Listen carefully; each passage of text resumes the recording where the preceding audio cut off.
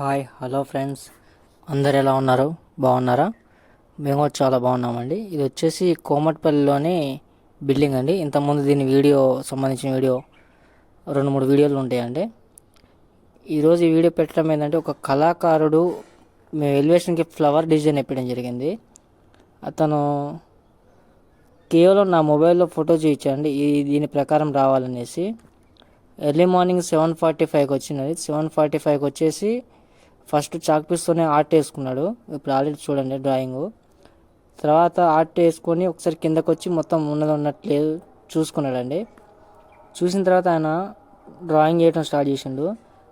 మీరు నమ్ముతారో లేదండి, కరెక్ట్గా 1.5 అవర్లో వర్క్ కంప్లీట్ చేసుకున్నాడండి. అంటే ఇంత మంచి పెయింటర్లు, ఇంత మంచి వర్కర్స్ ఉన్నారండి. కానీ వీళ్ళకి సరైన ఉపాధి మాత్రం చూపించలేరు. ఎందుకు అంటే వీళ్ళు ఓన్లీ ఆర్ట్ పరంగానే ఉంటారు కాబట్టి. కొందరు ఏంటంటే వీళ్ళ కళను బట్టి డబ్బులు ఉంటాయండి. వీళ్ళకి ఇంత అమౌంట్ అంత అమౌంట్ అని చెప్పి అడుగుతారండి.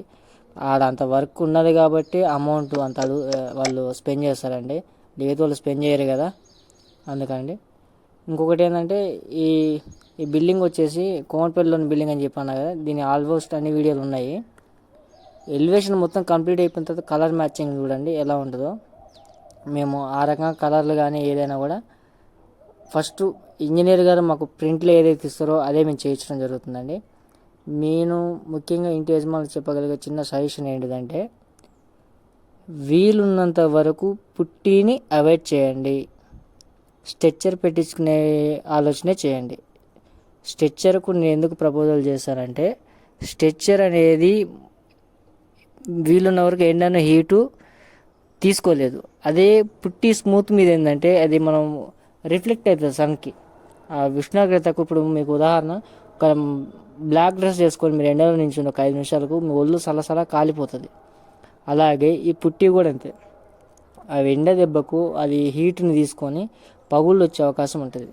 అందుకని వీలున్నంత వరకు స్ట్రెచ్చర్తో మేనేజ్ చేయండి. ఇంకా బెటర్ ఏంటంటే స్పాంజ్ మాల్ చేసేసుకొని పుట్టి స్ట్రెచ్చర్ లేకుండా ప్రైమర్ తెచ్చుకోండి. మీకు బిల్డింగ్ లైఫ్ ఉంటుందండి కలర్తోని. ఇది ఏంటంటే చూసే అంత మందము లుక్ ఉంటుంది కానీ తర్వాత అనేది ఉండదు. మేము ఏంటంటే వర్క్ చూయించుకోవాలి కాబట్టి అందరూ మాకు పుట్టి పెట్టారు స్ట్రెచ్చర్ పెట్టాలంటారు కాబట్టి మేము పెట్టించడం జరుగుతుంది. ఇంకొకటి ఏంటంటే ఈ పెయింటర్స్ ఎవరైనా ఉంటే కూడా మీకు వర్క్ ఇచ్చింది బిల్డర్ గారు. ఏదన్నా మీరు బిల్డర్తో పెట్టుకోండి. ఇంటి యజమాని మీరు ఒకటయ్యి బిల్డర్గా నేను చేద్దామని చెప్పని చేస్తే నష్టపోయేది మీరే.